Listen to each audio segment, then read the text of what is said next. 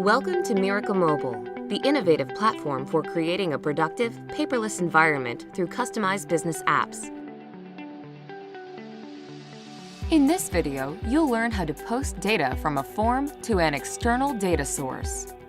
In Miracle Studio, the function mapping sends user input data via connectors to configured entities such as databases. Before you begin, check whether you have a connection to the data source you wish to use. If not, configure one before navigating to Pages and Forms. Next, make sure that the form you intend to use belongs to one of the following page types: Login page, Content page, Navigation content page, Tabbed content page, or Carousel content page. To start, click the Manage button associated with the form.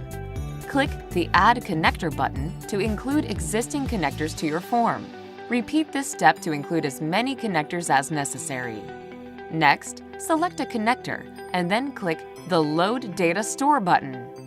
Two sections will appear on this page: Existing Mappings and Missing Mappings. As this is the first time we're mapping the controls of this form, Existing Mappings is empty. Missing Mappings, on the other hand, displays the name of the entity data will be stored in, its fields, and the respective controls. For added convenience, entities share the internal name of the form. Similarly, field names are the same as the identifiers of respective controls. If the form contains a repeater and/or list view control, its data will be saved in a separate entity. The name of the entity will be in the format entity name _ control name. Select which controls and fields you wish to map, and then click Confirm Create Entities. Click Yes to update the data store accordingly. Once the entities are created, click on the Manage button next to your form again and reload the data store.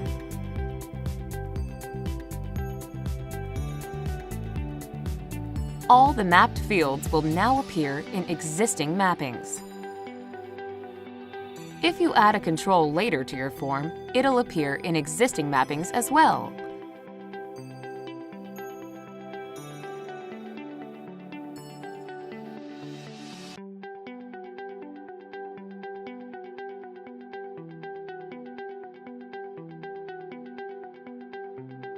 However, you should tick the box next to it to add it to the entity. Once you're done mapping controls, your next step is to configure the Submission button in your form. Open your form in Page Designer. Click the button users will click to submit the form, followed by Actions/Triggers. Click Add Action and select Button Click. Click Add a Sub-Trigger and choose Submit Data or Submit Later. Select Server from Domain and pick the connector and entity you just created from the drop-down menu. In Service, select Insert. And finally, choose the page users will be navigating to after submitting the form. Finally, click Save. You're now one step closer to enjoying higher efficiency and productivity with your enterprise app.